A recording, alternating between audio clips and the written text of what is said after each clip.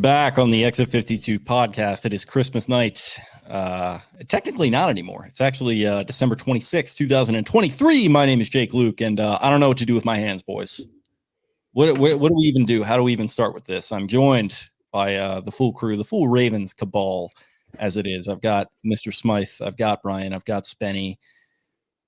Boys, I'm just going to throw it out there. Like, what do we even do here? I mean, what a freaking win. What a freaking win for this Baltimore Ravens team. I'm at a loss for words. Who wants it? I want it. As are we all. I want it. This is exactly like, don't know what to do with their hands. What do we do when you're kind of like earn the spot at the top of the mountain? Everybody expects you to be the best team here moving forward. Expectations are through the roof. And this is Rams game all over again. Road game, kick a team's teeth in on national television. Everybody knows we're number one in the league now. Now you have to live up to the expectation, and it's like, holy shit. And we've been down this road before. It's a little terrifying. But it's so fun right now. Like, that's as fun of a football game we've had in all season, in 4 years maybe, just because of just the exhilaration and the affirmation you get from winning a game like that. It's awesome. It's just, we punked that team in their own barn, and we heard all week how they were the class of the NFL and that they were going to run rip shot all over us. And we just punked them. I mean, the defenses did what they did, except they cashed in and then some. The takeaways, it's unbelievable. We've seen, I feel like for the first half of the season, I was waiting for a big nut on like a big pick six type play, big takeaway in a big spot. That would be like a season-changing type of play. And honestly, I thought the Kyle Hamilton pick six to start the game against Cleveland was like, okay, it's gonna the floodgates are gonna open here. And this was kind of the game where it was like, yeah, like everything tipped is gonna go our way. And it didn't feel that way to start. And we'll get into that with the most absurd safety I think I've ever seen. But man, it just feels so fucking good right now. And I feel like the guys have got to feel so validated. And I got to let somebody else take the ball here. I'm just, my mind is all over the place. My mind's going a million places. I'm thinking big things like I have been all year, but now it feels very real. You know where you didn't hear those things? On the Exit 52, Ravens, Niners, preview. There's 133 people in here. Go ahead and smash that like button for us. Subscribe to us. And the Ravens go ahead and do the damn thing. 33-19 in San Francisco. And man, did they look like the West Baltimore Bullies. This was not the Baltimore Ravens. This was the Baltimore City Bullies that we see rough shop on Brock Purdy. Deebo Samuel, who did, I think Jake, you tweeted, looked like an M1 tank at some points. There's a huge car crash between him and Marlon Humphrey, but they got Deebo Samuel to start looking a little bit early, to start dropping some footballs, things of that nature. The Ravens, in a wacky first half, just pull ahead. And at this point, have looked like a first half team, a second half team. They played from behind. They played from ahead. And for them to go dominate the way they did was just chef's kiss. And they still have unfinished business. They will have to go beat the Miami Dolphins at home on New Year's Eve. The Ravens have played approximately 300 consecutive primetime games, 2 in a row on holidays. But man, the Ravens do not stop pumping out. They end up scoring on 7 consecutive possessions, if I'm not mistaken, against the 49ers, which the 49ers had not have happened in 18 years. And like you said, Brian, the talk was against them. And to the DNA of the Baltimore Ravens franchise, they thrive in these moments. And what we talked about, Jake and I talked about on the preview a little bit, was John Harbaugh, and maybe, there's a lull there in the post-Flacco contract years and at certain points, but John Harbaugh is a big game hunter. He's got skins. He's got horns on that mantle, and this is the biggest one he's probably put up there. I would say that maybe that Titans revenge playoff game, because it's in the playoffs, is maybe a little bit bigger there, but this is a big horn buck he's got on his mantle in terms of the regular season. And for him to continue his dominance over the 49ers franchise and organization is just a thing of beauty. He has perpetually out-physicaled a team that has historically been a bully throughout their core identity as a franchise, dating back years and years and years. So this was as big of a statement game as you can see. This was as big of a we got it right game as you'll see, and I'll pass it off in a second, but to me, this game was the penultimate moment of the Ravens, who have peaked too early year after year after year. That has kind of been the Achilles heel of this Lamar Jackson Ravens era.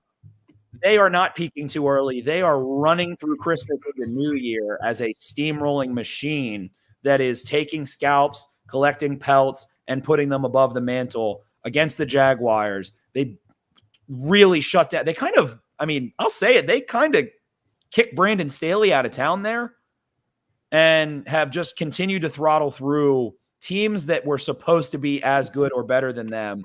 So they have that chip on their shoulder. They have that dark matter, that black tar in their heart. And I think that is something that's so endearing to this fan base that goes back year after year after year of thriving in these moments, expecting people to, and when I say people, I mean the national media and other fan bases, to look down on them as a pretender or as a team that is good, not great, and that there's a reason why they're not going to do X, Y, or Z. So it was a real real cultivation of that dark matter inside of them that it feels like almost reached a negative point throughout the Lamar Jackson contract saga, all of those things. But man, 5 interceptions, Kyle Hamilton making plays, Brandon Stevens making plays, Marlon Humphrey making plays, and this big bag Niners defense, like we kind of talked about in the preview, Lamar Jackson's faster. He's just faster. He's faster than your pass rushers. He can get away from you. He can extend plays and he can hurt you. And people knock him for that. And I don't know why. It's the same thing you praise Patrick Mahomes for. So the Ravens now sit at the king. They're the Thanos in the king seat of the galaxy right now and are ready to rock and roll here as they still have an even bigger game next week against a Miami Dolphins team coming off a huge win. Taylor? It's a super impressive win, and maybe the most impressive win that any team in the league has had this year, I think.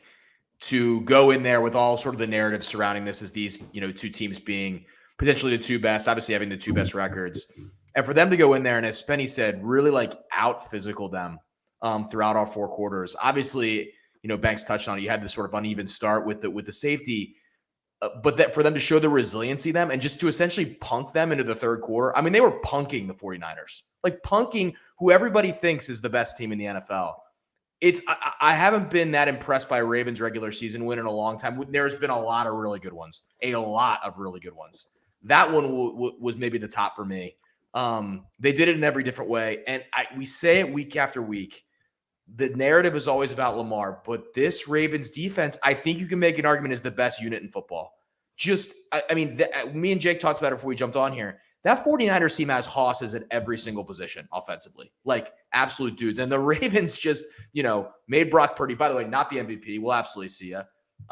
Made him just look like a guy that made Brock Purdy look like the guy everyone thinks he should be, as opposed to the guy he's been. This just overmatched, got taken in the 7th round, going to throw a bunch of picks. That's what he looked like in this game. They just totally took him out of his element. And it was just super impressive. And as you said, Spenny, they're the Thanos now. They are the Super Bowl or bust team of any of these teams. And that's a narrative you now have to deal with and run with. But they're peaking at the right time. They couldn't be playing better in all 3 phases. And if anybody that finds a negative in the comments on this instant analysis, you should just leave the show. You should leave the show because your team could not be playing any better right now. You just went on the road in the biggest game of the weekend, on a team that everybody thinks is the best, and they punked them. They straight up punked them. And I don't want to hear it got close at the end. Sam Darnold. Sam Darnold was never winning that game. So anybody that got nervous, and people are technically getting nervous. No. The Ravens had that under control. Unbelievably impressive win. And you said it. You mentioned his name, Spenny. John Harbaugh.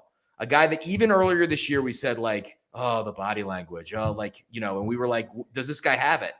But you know what I was doing on the couch watching the Ravens do this? I was going, that's what I was doing. That just an incredible job by this guy. They're flowing. They're absolutely flowing. He fired them up too. That he was pulling press clippings. He was pulling Mike Flores, as Lamar and Ronnie Stanley so eloquently put it in the tunnel there. He punked them. He made them look foolish. This guy has made me look fucking foolish. They lose a game to the Colts. it gets me down to the dumps. I'm like, oh, we're doing this thing again. We're going to do this again, where you're going to lose these games that you're supposed to win. And then, you'll end up at 11-6 or whatever. That's not going to happen. You lose a game to a Steelers where, you're dropping passes and you're just losing a game that you absolutely should have won. Doesn't matter anymore because they go out there and they have, I think all of you guys said it at one point or another, like the biggest regular season win this team has had in a long, long, long time. You go across the country, you got to play what I think a lot of people would have said, and maybe you still could say best team in the league. Definitely as far as talent goes, coaching obviously is a big strength for them as well, but I'm just at a loss for fucking words right now, man. I cannot give them enough credit, and it's tough to come onto a podcast and say you're at a loss for words, but these guys are just absolutely proving me wrong from the negativity spiral that I was in after those two losses early in the season. It's really tough to put it into words how happy I am for these guys. I think Roquan Smith was probably firing them up in the locker room. You had Patrick Queen in the pregame huddle there, which was a little bit of a surprise to me, but apparently it worked out for them because they go out there and, like you guys said, 5 interceptions, 4 on Brock Purdy. I think, Taylor, you said it right. The MVP campaign for that guy probably over. Will it be Lamar Jackson? It wouldn't shock me. He probably needs to have one more good performance here against the Dolphins or the Steelers, whatever it's going to take to lock up the division in the 1 seed. But my God, man, I am just absolutely, I'm floored. I'm blown away. I'm speechless. I am without speech. These guys deserve all the goddamn credit in the world. And by the way, you saw the reasons the 49ers are good in spots. Yeah. I mean, it was all out there. The Ravens just were better yeah. for pretty much every second of the game, except for maybe the first, 7 minutes. We're just better the rest of the game. Purdy had some deer in the headlights vibes. Like he's won a playoff game, right? He's won a playoff game. He's been there a little bit, but Lamar Jackson has some fucking scars in his career, man. He has been there before. He's gone through it. He's had the playoff losses. He's had to deal with it all. And we've seen what happens when he was operating without scars and life was good in 2019. And then in that playoff season, or in the playoffs that season, he gets punched in the mouth. And then 2020, he goes and wins a playoff game. And then obviously he goes to Buffalo and loses one. But then the last couple of years, it's just been tough. He hasn't been there for the playoffs. It's been tough for him. And this just feels like, Spenny, like you said, a culmination of all of that just nonsense and bullshit in the contract. Some of it self-inflicted, some of it was business. All of it just kind of was a black cloud hanging over this team, but it's been fully lifted. They are 12-3. They are the best team in the league right now. You can debate a fucking wall. I'm not hearing it. And I'm not hearing any negativity tonight. We're seeing some of that in the comments. We'll talk about it on the jumbo set in a couple of days. We'll go through this in a more rational tone here. But right now, I'm just going to drink some mixed licks and I might have a Zin. And then, we'll go to sleep tonight happy with the best team in the league that we root for, with the best defensive coordinator in the league, who is probably going to be a head coach in a couple months, with, in my opinion, the MVP of the league at quarterback. It's vibes are good right now. That's all I got to say. I'll have more to say, obviously, but that's all I got to say right now. To Taylor's point, you said you see why the 49ers are good, and let's talk about what happened in this game. George Kittle, they get in 3-man concepts flying down the field, not one, not two, 3 times, and get the ball on the move, those kinds of things. And for the Ravens to be able to sort through, to your point, Taylor, to be able to sort through those schematic bloops and, number one, go take the ball away after, not break, be able to play confidently, be able to limit Yak in situations where Yak was preventable. Like Kittle was alone, couldn't bring him down. As soon as they could, they did. Downfield, whatever. But to be able to sort through those 3-man concepts, and a big thing I was looking at in this game was Christian McCaffrey isolated on those linebackers, things of that. And I do think that maybe Kyle Shanahan left a little meat on the bone, so to speak, in terms of trying to use McCaffrey downfield. Don't think the Ravens subscribe to it anyway. And Christian McCaffrey in this game is targeted 10 times, has 6 receptions for 28 yards, was silenced in this game. Someone who's MVP, he should be the first non-quarterback MVP since Adrian Peterson. Brock Purdy MVP, all of those kinds of things. And this defense, like you said, Taylor, again, top unit in football. The 49ers offense is supposed to be, in terms of DVOA, in terms of EPA per play, in terms of EPA, in terms of quarterback rating, in terms of yards per play, in terms of yak, in terms of The Ravens put a silencer on and did it quietly. Like, they went pretty easily. They that was big brother, little brother, like, don't tell mom, like, cover their mouth and be like, shh. Like, I'll get you a video game. Shh. Like, that was a quick blanket over top of that yak. Play after play after play.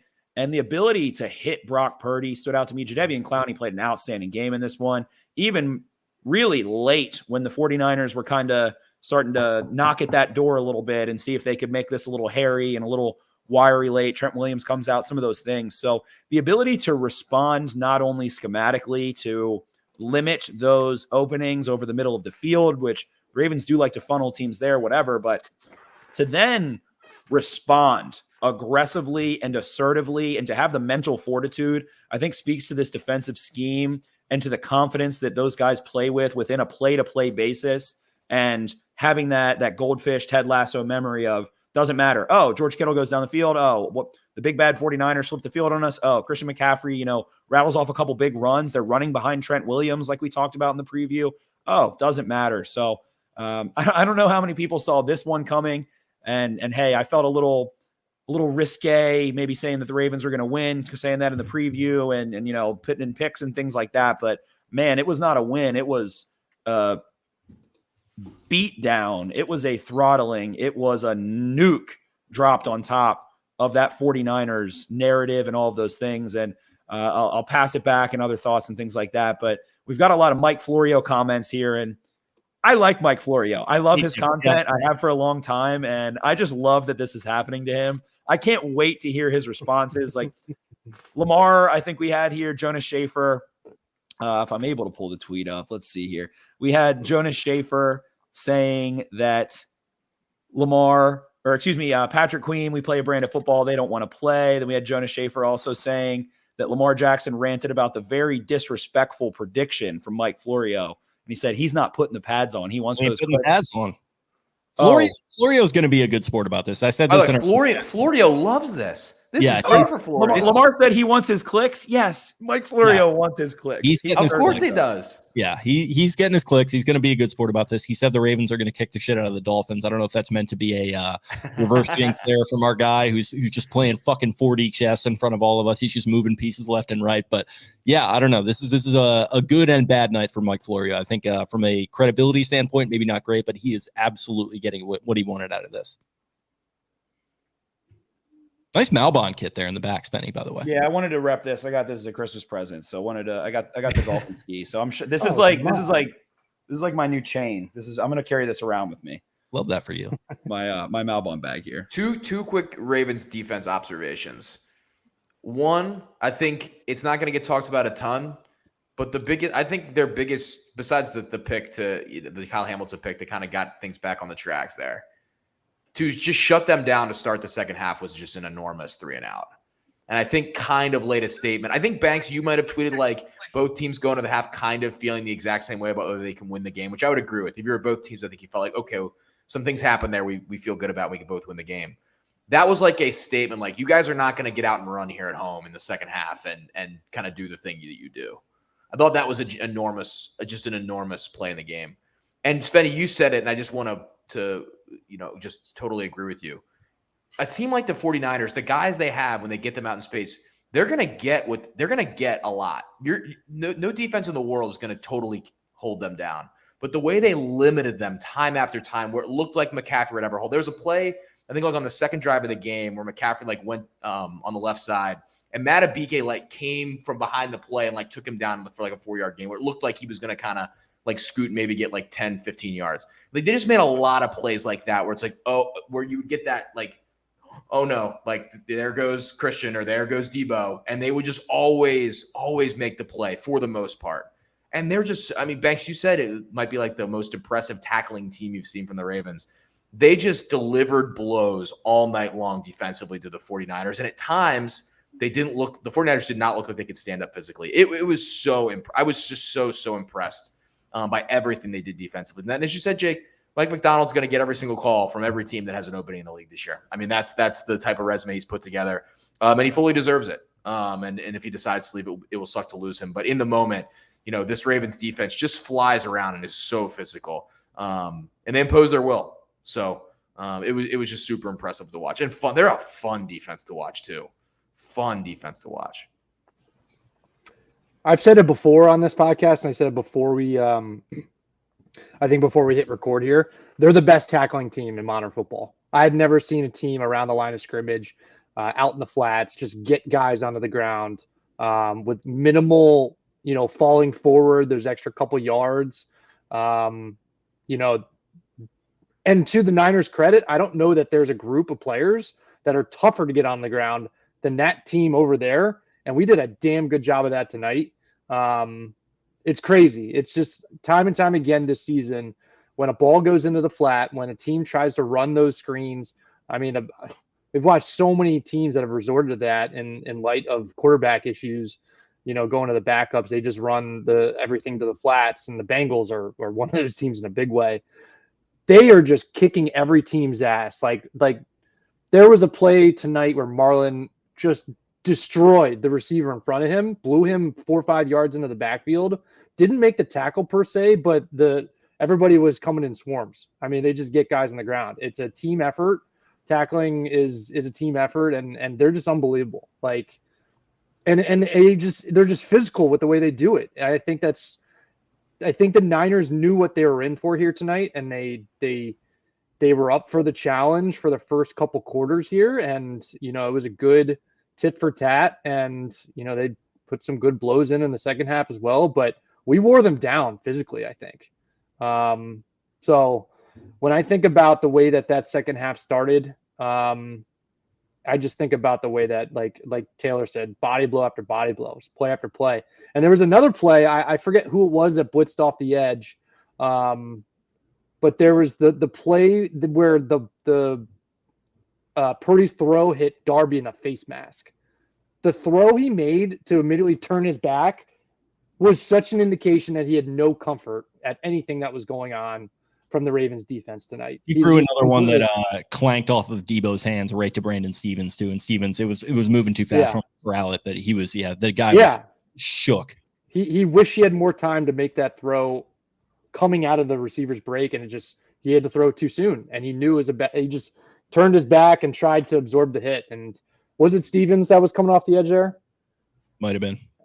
It's just a great example where we just made our presence felt in so many ways tonight. Just awesome win.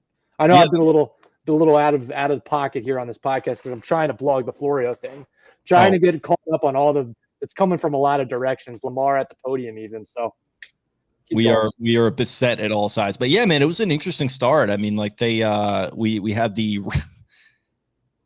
that fucking ref in the end zone.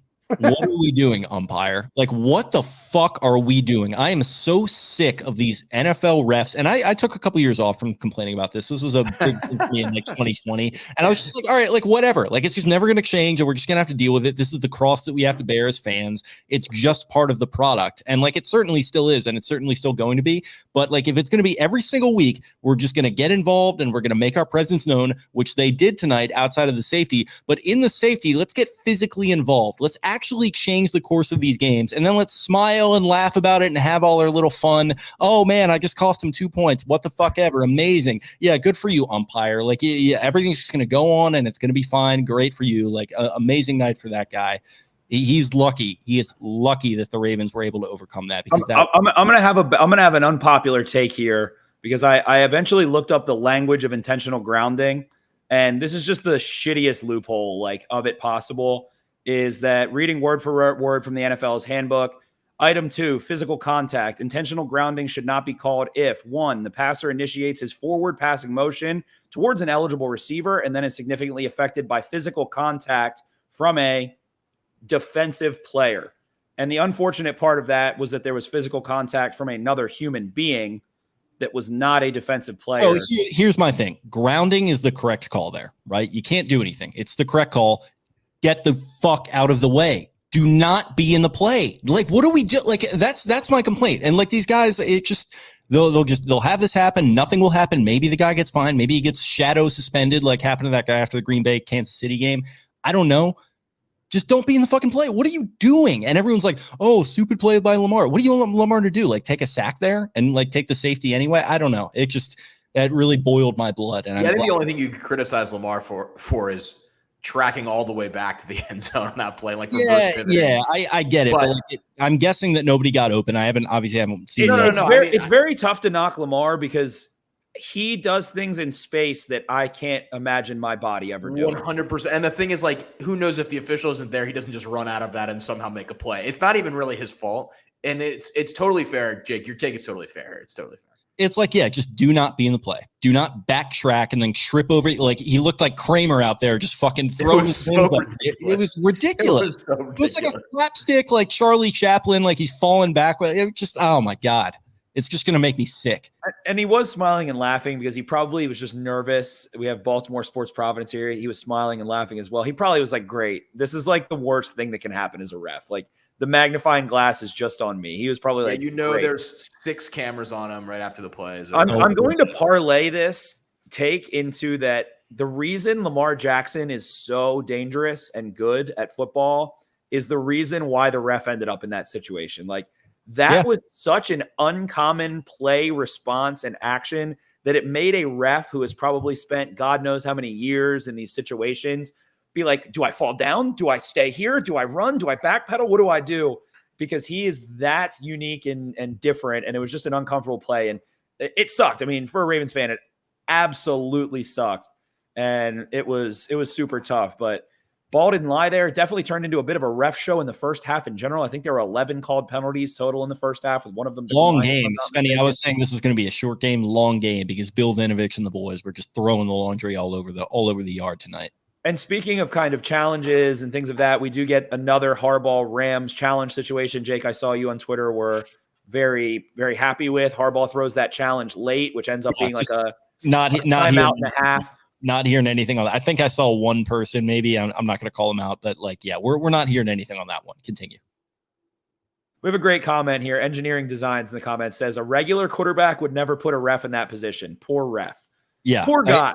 Listen, it's Christmas, and now he's going to be on TV. His family's like getting heat, probably. Someone somewhere is like now him and looking up his address. It's going to be a funny story because they won. He's fine. Like, it's okay. Nothing personal against the guy, but if the Ravens lost, that would have been he would be getting like. If they had lost by like 2 points, yeah, like that would have been a disaster for him. But he got off the hook here. It's like, it's fine. Nothing personal against the guy, but like, what the fuck are we like? Let's just be a little better next time, right? And let's also like maybe write some language into the rule book to account for that, because like that it's just crazy that's just able to happen.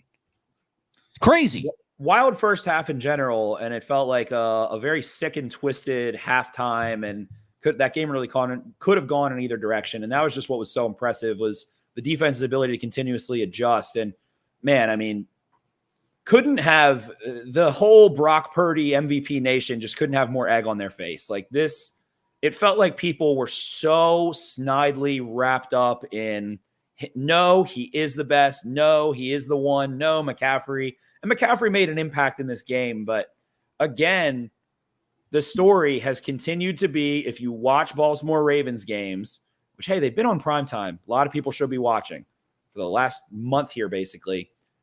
Lamar Jackson's the best offensive player again. And like the Ravens defense was maybe stole the show there, but who was best? Who didn't turn the ball over? Who made plays? Who ripped off a 35-yard scramble to go down and, take advantage and make sure that they were in field goal range and have a shot for a touchdown? So Lamar Jackson continues to be the engine, and it was just nuts. I mean, what do we talk about in the preview, Jake? It's like, this is the opportunity for the Ravens to return to, as a team, as well as Lamar Jackson as an individual, into that stratosphere of the apex predator, of the MVP, of the best team in football. And what an emphasis on the syllable. The correct syllable there of that the Ravens were able to, this was just such a full circle game to me.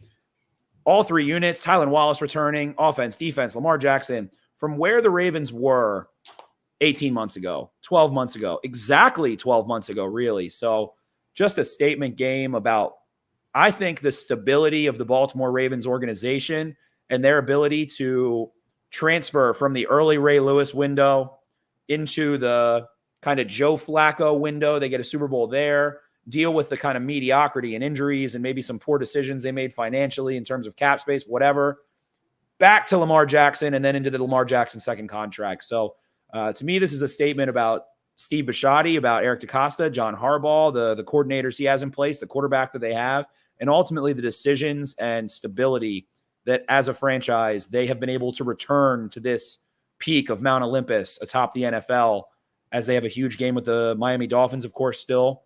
to come. Pittsburgh Steelers week 18, and are fighting to solidify that top dog status, which it feels like as of today, they certainly have earned and taken. Winning in different ways too. I mean, the defense coming out and playing like they did, they've certainly had games like that this season, but this was easily their best performance. They're kind of apex mountain, I would say, for 2023. And then the running game, you didn't see a ton from it tonight, but what you did see, I thought Justice Hill ran hard. Gus had the touchdown on 4th down early that really, I think, set the tone for the game. Brian, I know you were might have had to change your pants after that one, going for that 4th down and getting the touchdown. That was great. Lamar, a couple nice runs, like you mentioned, Spenny, but wide receivers and the receivers in general, likely a really nice catch and run, shoved a guy off. Flowers, a couple nice catches. He caught a touchdown. Nelly Aguilar steps up. I think, Bateman had a bad drop, but then he had a really nice catch and run after that. So they can just, they don't have, like, Taylor, to our conversation, they really don't have the horses in the same way that like a team like San Francisco does. But when they're just humming and they can ride the momentum and they feel like it seems like it's going in their favor, they just settle in and they make it look simple. And that is the best compliment I can give them, because at times, like you keep saying, Spenny, a year ago with Greg Roman, and that was kind of at the end of its rope. No shade against Greg, but it just seemed like they were making things overly complicated, didn't have enough talent in certain spots, and it wasn't clicking. Right now, it is kind of clicking on all cylinders. Brian, any thoughts from you on that? I'm still typing away on the Florio thing. I gotta apologize. I'll give you one. I'll give you one on it, Jake. You talked wide receivers. The Zay Flowers pick is turning into gold here. I mean, he was awesome in this game. And he's kind of the perfect receiver at times for Lamar, because he just kind of gives him an outlet in a bunch of different ways, and he can deal with the broken play, get into a spot, sit down, and then, make something happen after it. I continue to be impressed by him. I think I've said it like 4 out of the last 5 instant analysis shows, but he's been spectacular. And I thought he was really, really good in this game. And I think the Ravens, knock on wood here, can kind of say that they finally hit on a first-round receiver. It really should only get better from here in terms of his play. And he's been really, really productive, almost under the radar at times. I know he had the huge play at the end of the Rams game, but it's just kind of steady week in and week out.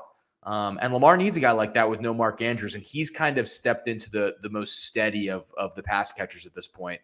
And it's really his go-to guy out there. So I was very impressed by Flowers tonight. I thought he did a lot of things well. And then the other guys kind of supplemented it behind him and picked up in spot with some catches. But I thought Flowers was the clear standout of that pass catching group.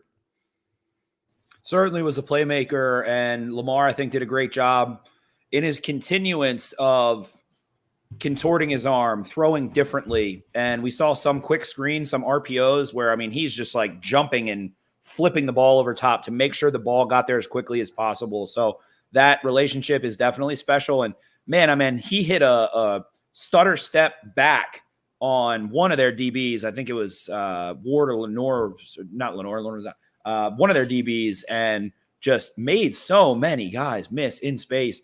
And time again, I'll go back to that Mike Tomlin quote that despite his size, despite his frame, he will go into the dark places and he has no fear. And I know, Jake, this is a big, the Ravens will walk in the shadow of the valley of death and fear no evil. Because they are the baddest motherfuckers in the goddamn valley. They are. They certainly are. And Zay Flowers is that offensively. He is the go-to. We had some comments here. Who is the go-to? What is this? What is that? Quickly becoming Zay Flowers as a rookie, having the best rookie season of any Ravens receiver ever, and one of the top rookie performances of the Ravens franchise, especially on the offensive side of the football there. So got Fred Warner at one point, got so many guys in that first half, and it felt like the 49ers were like, okay, we're going to try to do the thing that's worked against the Ravens. We're going to mug the gaps. We're going to give pressure looks. We're going to try and make sure that we have every gap fitted in the run. And to be able to finally have a guy that you can simply, in those exact situations, it's packed in the middle of the field, it's soft on the outside, and you can just deliver him a football and he gives you 6, 7, 8, 10, 12 yards. To have that finally, what Marquise Brown was supposed to be able to do, what he did at Oklahoma, wasn't quite in the NFL. For all the things he is and is a good receiver, Zay Flowers provides a different element. And you can call it a gadget if you want, but it's not a gadget when it's a foundation. A gadget is something that's temporary and a luxury. What Zay Flowers is doing on the outside and in those manufactured touch situations is an element that is so needed to decongest the middle of the field. And why do you think that things started to open up downfield a little bit? Because it spreads the defense to laterally, makes them defend the width of the field, and then you're able to start having those moments where you can attack downfield. And man, Lamar Jackson just played mistake-free football. Like, how did the flow, and as much as we're going to talk about the Ravens defense and their efforts, the flow of this game, which wasn't quick or maybe precise or pretty to start, it was safe, it was deliberate, and it felt like they had a concrete plan. Get the ball out of Lamar Jackson's hands. They wanted to make sure that the Niners knew they were willing to throw the ball early. Lamar Jackson dropped back, I think, 30 times in the first half, had 27 pass attempts, and just continued to hammer a deliberate plan. And just makes you feel like you paid the right guy, man. When you can have him drop back, you're switching out. They've got a bullpen rotation. McCary's in there at left tackle. Stanley's in there at left tackle. Suddenly, Falele and Stanley are at right tackle, and there's two guards at left tackle and left guard, switching, swapping guys out. They had such a plan in place, and I do think that's why that bye was so crucial late as they could have had it. They do make the decision to reject the post-London bye. And when we hear Harbaugh talk, and of course you're always going to hear this from every coach, but you could just hear a little steel resolute in his voice and in his eyes when he said, we got a chance to scout ahead on a couple of teams. It's the 49ers, it's the Dolphins there. That's who's ahead. And guess what? That's the same coaching tree. They have a lot of the same principles. They use a lot of similar motion. They do similar things in the run game. And you just put on a show on that side of the ball while having that deliberate plan offensively. So Mike McDonald is a stud. Todd Monken, I think, is I don't want to say he made lemonade, but he certainly didn't make, rotten lemonade. He made what he made was the Panera lemonade for the 49ers tonight. No. Giving him a heart attack there. Giving him a heart attack. So I just think this team couldn't be more well coached, could not be more well coached right now in terms of schematically, in terms of vision. And we have a lot of comments here about, is this team better than 2019? I mean, it's hard to feel like they're not, because the blindness and the blind spots that the Ravens ended up having against that Titans team, I just don't know. There's no answer. They're balanced. They're so balanced. Like, they're so balanced. They've got the fucking look in their eye in the way that team did not. That team just was not ready. They got schwacked, to use the term that I'm using for the 49ers tonight. They got schwacked by that Titans team. They were not ready for the physicality. They were not ready for the moment. They had taken 2 weeks off. They were young. They were inexperienced. They did not have the battle scars. They've got the battle scars right now. The crazy part too is Patrick Queen's quote was like, guys don't, whatever it was, guys don't want to play the brand of football we play. He's indicating that obviously is they out physical the 49ers, but this is a team that's doing that has the most exciting player in the league under center. Like, that has the guy that can make the flashiest plays of all time. It's not like they have a game manager who's handing it off to Gus Edwards 25 times and they're just like winning 16-10. Like, they also have the MVP of the league, who's, you wouldn't call a physical player. Lamar Jackson's not physical. He takes shots and he plays tough. And as you said, Jake, he's got scars that Brock Purdy didn't have to get him through this game. Because you look back at the beginning of this game, the safety, which, Jake, you already went on the reference. I won't give this a similar rant. But, like, that's a game when you're on the road against the consensus, quote-unquote, best team in football, where you're like, oh, this is going to go downhill on us a little bit. Now we're punting. Now we give the ball back to this offense. Where does this go? And the Ravens were so resilient after that moment. I know it's only 2 points. I know it's, they're not down a million. But, like, that's a quick show of resilience where it's like, all right, San Francisco, you're not going to be able to now just, like, run downhill. You get those 2 points and you kind of go. I thought that showed a lot about the Ravens and kind of who they are and what they've built through some of those. And we've talked about this for a few weeks and how they've closed games. They've really what they've built through their mistakes and through their failures has hardened them for these moments. And you've seen that. We have seen that. And we saw that in the Rams game. And we've seen that in other games of the past 4, 5, 6 weeks. They have used those struggles at the beginning of the year, what they did against the Browns, what they did against the Colts, and that has put them in the position to respond a different way. And that's really, really impressive. And is this semblance of both a good culture among the players, but also, as you said, Spenny just said it, they're extremely well coached. And I think you have to give a lot of that credit to John Harbaugh and what he's built with this team. They have they have kind of used their scars to set them up for these moments down the stretch, and they're going to need them. They go into another gauntlet game next week. So I couldn't be more impressed by what I saw. That you come out of as like a fan of a team, and sometimes that trend's negative where you're looking for all the faults. And the clock hits 0-0, and I'm like, how much more could I want from an organization that I support? Like, they couldn't be better really in all three phases. They're extremely well coached. They seemingly have a great culture. It's everything that you want, and you hope that it ends with a ring in February. Maybe it won't, because the Super Bowl is an extremely hard thing to win, no matter who you are. But they've put themselves in as good of a position as you can to achieve that ultimate goal, and that's all you can ask for as a fan. It's very, very encouraging and exciting to have that going on. And as Spenny touched on, I think earlier, like, they are now peaking at the right time, as opposed to it felt like at like week 7. It's like, man, the Ravens are a wagon. No, the Ravens are a wagon, and we're talking in the morning of December 26th. There's not much more. There wouldn't have been much more time to get it together. They have totally gotten it to a point where they're the Super Bowl favorite at this point. And I think so many times, I'll pass to you in a second, Jake, but so many times, like, you can say, like, oh, peak at the right time, or you can make generalizations like, don't turn the football over, don't commit penalties, run the football. Coaches always end up coming back to that. We want to peak at the right time. Like, getting out over your skis early in the season doesn't bode well. You get a confidence that you don't deserve maybe so often. And this team is laying it on thick. And they did. I mean, they whopped the Lions and they whopped the Seahawks, 2 good teams now at this point that have beaten other good teams. But still, for them to finally feel like, and I want to pass it to you after this, Jake, passing it off to continue your point, but I want to pass it to you talking about your boy again, who I did honestly rip a little bit. I was like, I don't know if Tylan Wallace has to be the punt returner now. But I honestly, at one point in the game, thought that the Ravens, I was driving in the beginning of the game, but Tylan Wallace has a 26-yard return after forcing a 3-and-out against the Niners to open the second half. And it's not just that they're balanced. It's not just that they have the defense to keep it. They're composed. The Niners punter makes a stupid penalty. Like, the Ravens haven't had those. They haven't had these dumb penalties. They have some face masks and stuff like that. But when was the last time it was like, aside from John Simpson, who we honestly loved when that happened? Those are in the budget. Those are in the budget with John Simpson.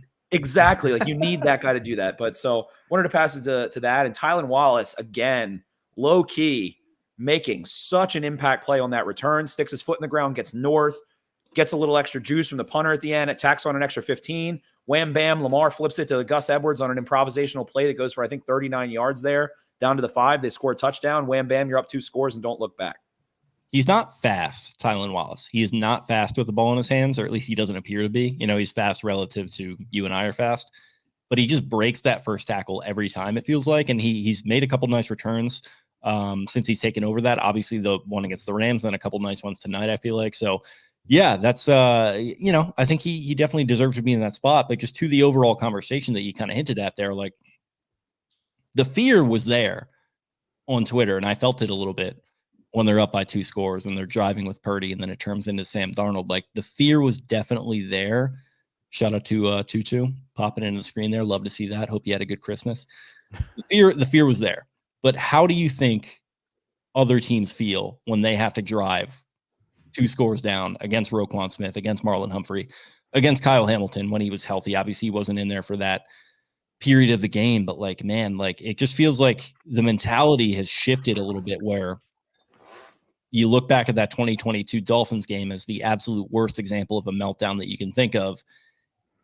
It just feels like that kind of stuff hasn't been there this year really much at all. I know people want to point at the Colts game and the Steelers game, and I certainly did at the moment, but just hasn't been there really this year. You look at the Browns game, certainly, but the Browns are just a fucking good team. Like, you got to give them credit for that win as much as anything. And obviously things have changed. Yeah, I can't believe they won a very hard fought game against Case Keenum and Davis Mills like that. I get all that too. And we'll certainly see what happens in the playoffs. They're going to be there, and maybe the Ravens will see them, and then maybe they'll see Joe Flacco. Who the fuck knows? But like, the Browns are a good team. They lost to them, and then, they lose those 2 games, obviously, that they should have won. But overall, man, they're 12-3. Like, teams should be scared of them. Think of that next time that they're in this situation. They're up 2 scores in the 4th quarter, and you're fearing the worst, and you're waiting for the other shoe to drop, and oh man, it's happening again. Well, how the fuck do you think they feel against diesel-ass Roquan Smith firing guys up? And how do you think they feel about Kyle Hamilton with 2 zins in the top of his jaw there, just absolutely just chomping at the bit and coming away with 2 interceptions tonight. How do you think they feel going against Marlon Humphrey doing these weird videos with the wig on? And how do you think they feel going against Brandon Stevens with, even Brandon Stevens making some big plays tonight? I know he had the penalty and everything. And how do you think they feel going against Justin Matabike with rested legs in the fourth quarter? And how do you think they feel going against Gus Edwards with fresh legs in certain spots? Like, it just like, as much as we praise the 49ers, I totally am on board with it. I think they're still a great team, no doubt. But I predicted, Spenny, a loss here, as you well know. But I predicted the Ravens to walk away with, a respectable loss, 3 points or whatever it might have been, and just say, like, you know what, they belong on the field with these guys. And no matter what happens, like, they absolutely do. They deserve to be respected as the best team in the league right now. And I would just say to everyone listening tonight, like, remember that next time they're in that situation. Like, don't allow the fear to take over. Fear is the mind killer. Shout out to Dune, part 2 coming out next year. Very excited. One of my favorite parts of this game is that, Fred Warner and Dre Greenlaw, and really, Fred Warner, and seemed to play a, solid game, whatever. Maybe didn't make, necessarily impact plays. We'll go back, watch the tape and see. But I like what Roquan Smith and Patrick Queen did tonight a lot. And Roquan Smith delivered blows. He sent, and honestly, could have been a penalty. I would have been like, all right, yeah, that's fine. Sent a forearm shiver through the back of Debo's head. Debo got tied up at one point in the second half. Sent a forearm shiver through his spirit, through his existence. And Debo dropped 2 passes after that. Patrick Queen's flying around. I think on the Darby missed interception, Patrick Queen disguises his blitz off the edge, comes free. They don't see it. Purdy just, I'm getting that ball out. I don't want to get hit. Just got the ball. Patrick Queen was all over the place, manning up on Christian McCaffrey. Again, I really do think the craziest stat of tonight, in context, the interceptions are crazy, but I'm going to say it again. Christian McCaffrey had 10 targets and 6 receptions for 28 yards. That is not supposed to happen. That is not what anyone in football would say would happen. If you were to throw the ball to Christian McCaffrey 10 times, that would net you under 30 yards. So that speaks volumes. And then to hear the way the comments Patrick Queen has had and the confidence he has and in a contract year, everything he's gone through in terms of, the early expectations as a rookie and all those things to culminate in him leading the huddle tonight, pregame, getting guys fired up, and then walking the walk, having a pick. He low-key might have actually fumbled that football. He very well might have. Oh, stop. He did not fumble that. He was well down. Give me Trent Williams, get out of here, pointing come on. I don't know, Jim. I don't know. But for them to be able to go prove that they're the top dog against that unit, I mean, linebacker in the NFL today is not as respected as it once was. It is a little bit of a gilded age when you think about that position, or gilded era, looking back. And they proved that having good linebackers can eliminate in the pass game, in the run game, in terms of being pass rushers, and make linebackers great again. They did it. Yeah. Ravens have linebackers that are winning games for them. Yeah, and Fred Warner had some nice plays tonight too. I mean, that was kind of a nice linebacker duel there a little bit, which was great to see. I mean, yeah, like, man, I just what a freaking win, guys. I don't really know what else to say. Taylor, take it away on the broadcast. What'd you think? I think that Buck and Aikman are the 2 best doing it right now. And not to just stay completely positive. I'm sure somebody wants somebody to get negative, but I think Buck is so unexposed right now because he's not doing baseball that every time he opens up Monday Night Football, I'm like, Joe, let's absolutely ride tonight. It's just a big game feel. And probably it's because ESPN has not found a Monday Night Football duo that's felt like a Monday Night Football duo for over a decade until they got Buck and Aikman. But I think that's the best duo right now from a, like, you want them calling the biggest game of the year standpoint. Ahead of Tirico and Collinsworth. I think Burkhardt and Olsen might be like a little better technically. I think Olsen is just a little more interesting than Aikman. But Buck is, to me, the best guy doing it in the NFL right now. I think he's really, really good. I think those guys have so much chemistry. So I stay on my positive train tonight. Those guys were really good. And they've gotten the Monday Night Football production under control a little bit too. I think those guys have just like brought, no disrespect to like a Steve Levy or a Louis Riddick or the guys that were doing it previously. I think they were fine. But that broadcast just has a Super Bowl feel every single time because those guys are calling the game. And it's exactly how you felt when they would open up a 4:30 Fox America's Game of the Week. We were like, all right, let's go. Let's go, fellas. Like, this is the biggest game of the day. So, yeah, I thought they were good. I didn't really have any problems with the broadcast for the most part. I think ESPN's gotten that thing together with those two guys at the helm. SVP and Ryan Clark in the halftime show too. I enjoyed that. Yeah, I mean SVP. Yeah, I mean they've gone fully in. It's like ESPN had Monday Night Football, but they never like fully pushed all the chips in with their their pre halftime and post and their announcer duo. And now it's like, all right, we're sticking SVP on it who's our best host. We're going and paying a ton for Buck and Aikman. Like, we're just doing this because we're getting the Super Bowl now. We're going to have the Super Bowl on ABC, and we need these guys. We need Scott Van Pelt hosting the Super Bowl, and we need these guys calling it. And now it's an awesome broadcast. And next week they have Lions Cowboys on Saturday night, which is going to be great. Like, that's going to be awesome. Those two guys calling that game. Like, Aikman's always fun when he's calling the Cowboys game. So, yeah, I think that broadcast is really, really good. They say some goofy things sometimes, but they do. In my opinion, the best thing two commentators can do is make me feel like I'm in a conversation with them and I'm a part of it. And I think that they're the number one in the world right now, making me feel like I'm with them and got somebody to talk to. Because if you're with people watching a game, you're not maybe paying too much attention to whatever they're saying. But if it's, a small group or you're by yourself or something, you want to feel like you've got some buddies with you. And I think they do a great job of that. I think Kirk Herbstreit does a nice job with that too. But it's obviously with Mr. Al Michaels on the tail end. I think Aikman is also a little underappreciated as a guy that identifies things in the game.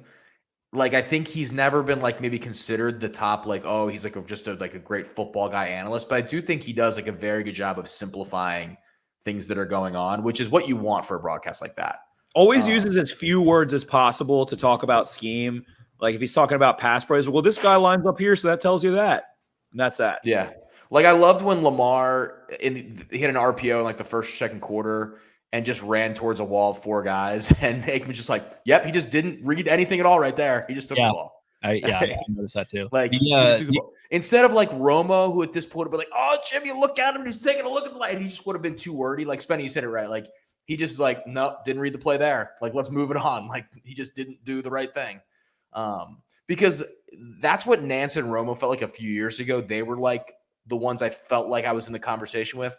And now Romo has gotten just a little too all over the place where you just kind of feel like you're with your uncle who's had like 4 drinks, who's trying to break down football. Sometimes that's how Romo feels. Like, he had some good lines today, and then other times he's like, "Oh, Jim, let the big guy get his hands on you," like in the pregame. What'd you think of Jim and Tony's outfit today in the booth? Loved it. Yeah, that was good. Yeah, I absolutely loved it. I loved it. I love James Brown looking like slightly salty that he didn't also get to wear a Christmas sweater. That was tremendous. Wait, I also totally forgot there was the Nickmas game today. Yeah, I didn't didn't watch which that. I flipped on for a little bit with Burleson. It was really Andy Reid getting got. I saw that. Yeah, everybody into that. Yeah, the Toy Story, the claw coming down. Yeah, that was good. Yeah. You guys talking about Nance and Romo's sweaters, or you're talking about Aikman and Buck's suits?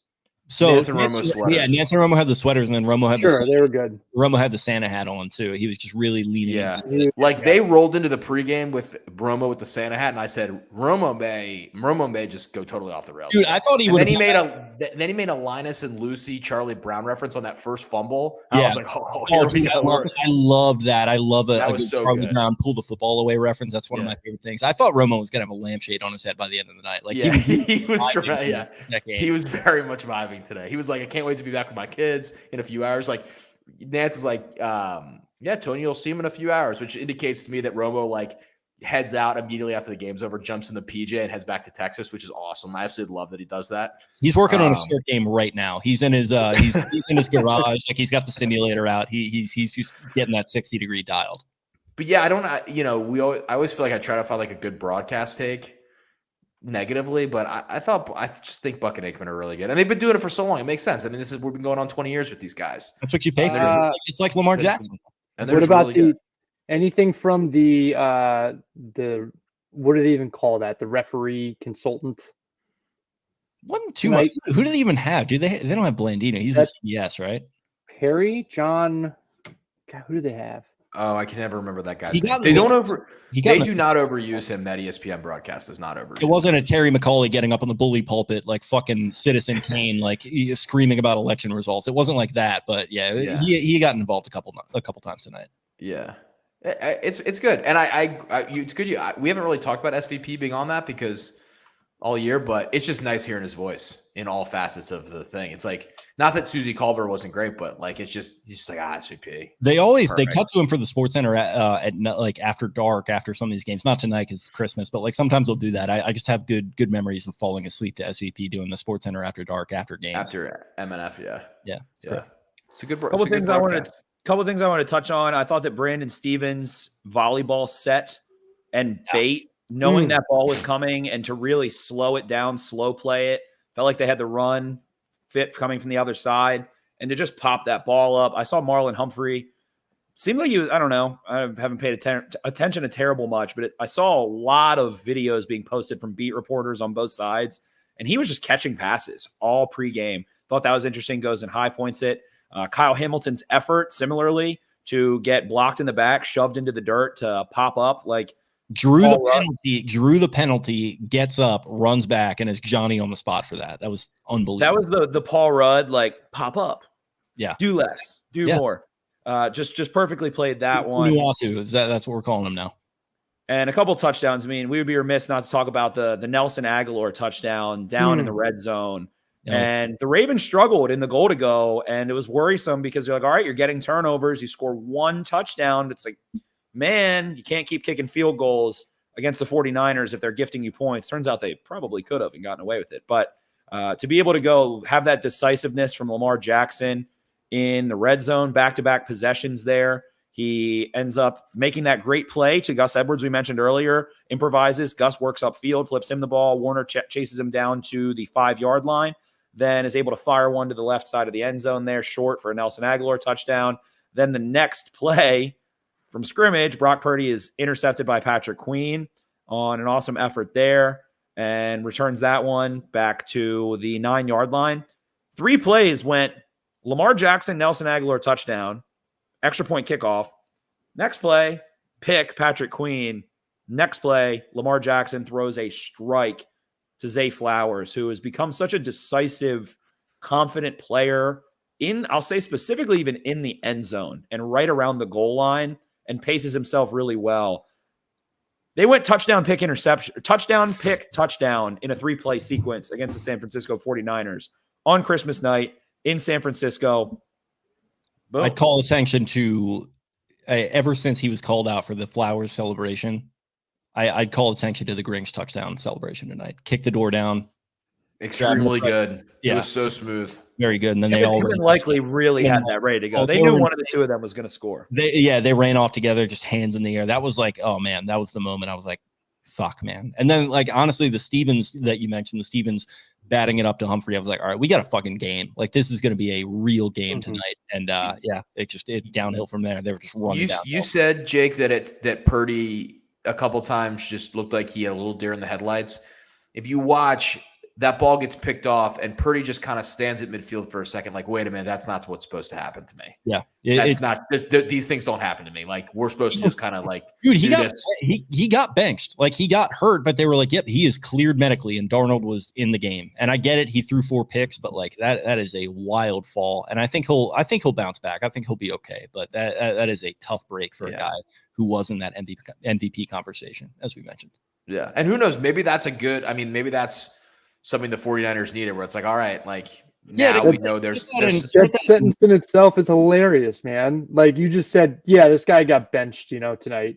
So he's probably out of the MVP discussion. Like that's we made a guy fall from MVP. It tells you how weird the MVP I don't think he'll bounce back. I think he'll be able to keep his job even, but like, yeah, that's how much we clown that guy tonight. Yeah, we kind of, they walked in, they shot up to Kenyon Drake. They walked in their trap and they took over their trap. Sure. You can't win MVP getting blown out. You can't win MVP getting blown out. You can't win MVP watching your backup go in and being like, I'll let this one keep going. Trent Williams also did a nice, he came out and then they drove down and scored. And Trent Williams did a nice, can I go in on the sideline? It was like, everybody knew. I appreciate the effort. Some good body language from Trent Williamson. He was really trying to sell that non-fumble recovery. Shout out to Spenny there. And then, he had a couple other things going on tonight. And then, little John Harbaugh. I mean, tough for Brock Purdy. Tough break for the Harbaugh family. With that in mind, we got quite a couple hundred people in here that have been with us. We'd love for you to love for you to subscribe, love for you to catch us the Jumbo Set, which is a deeper dive every single Wednesday morning that comes out. And then we do a preview for every Ravens game each Friday morning as well. Those are released into the airwaves. We'd love if you could watch on YouTube. If you can't, that's okay too. We'd love to have you elsewhere, but we would really love if you could watch on YouTube. Help support us, helps us continue to grow the fastest and most effectively. Ravens with a giant win here, gentlemen, 33-19. Couple quick stats here as well. Ravens started out 2 for 8 on third down in the first half. They turned that into 4 of 11, able to go 2 out of 3 there in the second half. They convert a fourth down there. They ultimately do decide to kick a field goal on the 1-yard line, which is maybe a little controversial. Turned out to not hurt them. Ravens finished with 343 net yards, an average of 5.4 yards per play.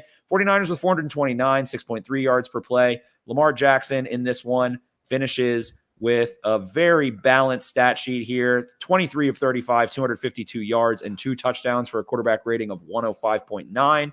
Ravens run for 102 yards on 26 carries and a touchdown, a Gus Edwards touchdown down in the goal to go. Christian McCaffrey racks up right around 130 total yards here with 103 of those on the ground.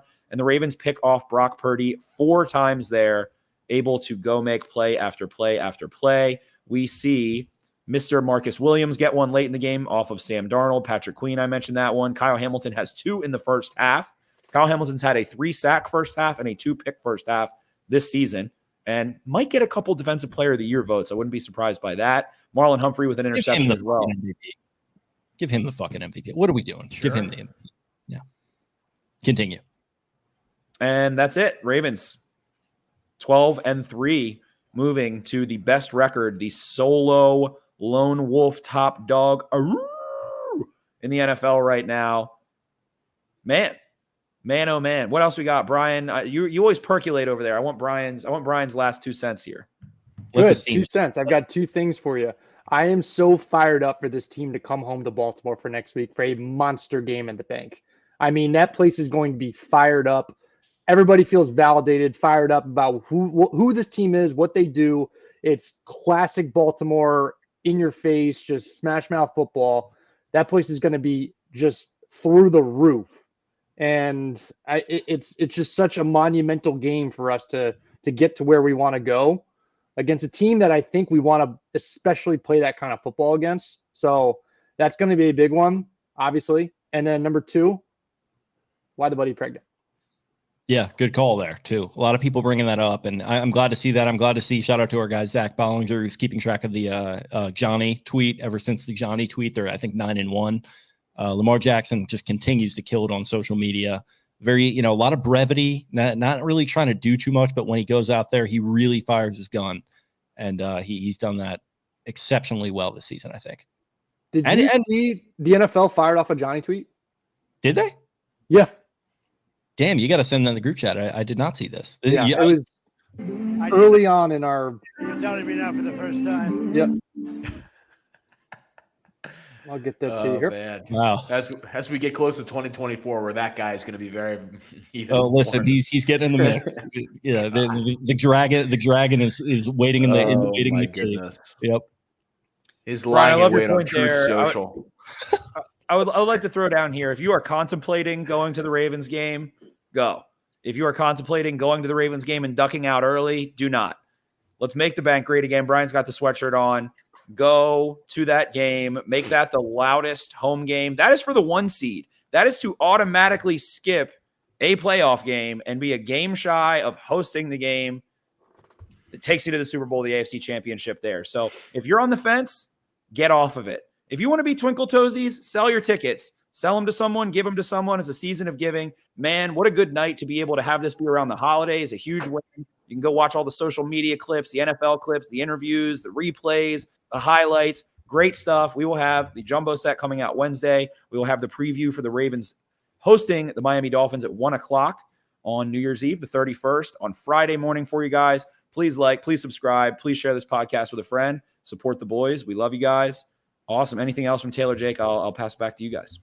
I have two quick things, Jake, and I'll throw it to you so you guys can close it out. I want to read 2 tweets from Mark Ingram. Yeah. Who said, El Freaky doing El Freaky things. Man is sick. Anyone hating on El, really a peon. Absolutely love the use of the word peon. I mean, that's, yeah. Always an elite word. He then comes back about 2 hours later and throws out all the peons talking about El Jack took over the MVP race with a mask on over the face of the people saying that. Tremendous stuff from the host, one of the co-hosts of Big Noon Kickoff on Fox. Thank you to Mark Ingram. If you get one injury, if you get even one injury that is going to take a couple weeks, you sign that fucking guy. He campaigned for it. He campaigned for it on Twitter this week. Yeah. That's my guy, man. I fucking love Mark Ingram. And then I want to echo what Banks said. There's been a lot of consternation about the kickoff time for this game on Sunday. I think 1 o'clock couldn't be the more perfect kickoff time. Oh, thank you, Taylor. I couldn't agree with you. Party in the morning. Get after. You're going to see the ball drop. You're going to party in the morning, and you're going to see the ball drop, Taylor. That's what's going to happen. Absolutely, Spenny. And Spenny, I'll see you at midnight. And if you're not up, Spenny, that's on you. That's on you. I'll be up, Taylor, but I don't think a lot of people will. Well, that's on them. That's on them. That's on you. That's on them. What's your big New Year's plans? Oh, I'm gonna go to this bar. Oh, I'm gonna. That's on them. I'm gonna hang out. We're gonna hang out after a great Ravens win. The 4:25 window is perfection on New Year's. Listen, I don't hate 4:25. And by the way, they're not even sending Romo and Nancy and the boys. It's Ian Eagle and Charles Davis. They're sending the number 2 crew. I like that. Ian Eagle better than Jim Nance at this point. He's so good. No, he's so good. It's a great crew. Charles Davis is really good too. So it's gonna be no issues. But for NFL, CBS, I know what you're doing. I know what you're doing down there. CBS, what they're doing is they want Miss Swift and Mr. Mahomes and Mr. Kelsey is what they want in the 4 o'clock window, and I totally get it. You know what? You get what you want. You get what you want, and they're gonna get the fucking Chiefs diddling around, for 3 quarters. Or probably win. They were not good today. Yeah, give me a fucking break with that. Tough scene when you need Jacoby Myers and Mr. Adams in fantasy, and they just don't catch a pass for the final 3 quarters. The entire team doesn't complete it. That's all I got to say. Love the 1 o'clock start. I'd like to give a special fantasy football shout out to Brandon Stevens. I was playing against Brandon Ayuk and Justin Tucker, and man, oh man, I won by 5 points, and Brandon Stevens DPI in the end zone to prevent a touchdown there. As Tutu just tries to climb inside of a present cardboard box there. But thank you to Mr. Brandon Stevens. Okay. Love that. One personal thank you to Brandon Stevens for my very important fantasy football team. Take us out, Jake. All right. Well, like I said, I felt like I was at a loss for words. I feel like we got some good stuff out here tonight, hour and 10 minutes. Appreciate everyone hopping in here. This had to have been our biggest live stream ever. We were pushing 400 at one point. So thank you for everyone who tuned in live. Thank you for everyone who listens after the fact. Like Spenny said, go ahead and hit us with that follow wherever you prefer to listen. We love you getting on the YouTube as well. Brian, by the way, I got to mention you're flashing the Make the Bank Great Again hats, or the sweatshirt there. The hats, though, the X52 hats, are we putting those on sale? Because we had our guy Greg Fritz. We will get the wheels in motion on that. Okay, good. It seems like he's thirsting for these hats. So we may or may not have a new logo on the way for the new year. That's another wrinkle to add in the mix there. So watch this space as far as the logo goes. Something in the works there as well. Give us a like, as our guy Joe says here. Thanks again for everyone who tuned in. Amazing stuff. You can find us on social media, Exit 52 Podcast on Twitter, Instagram, TikTok. I am at Jake Luke. That is LOUQUE. Taylor's at Taylor Smythe 10. Brian at Barstool Banks. Spenny at Ravens 4 Dummies. That is the number 4 there in the middle. Eric at EDITTI 22. What a fucking win. We'll talk to you guys in a couple days. Preview again for that Dolphins game. Things are just in full freaking swing right now, and it's going to be quite a closeout to the year 2023. And we'll talk to you then. Later. See ya. Arrivederci.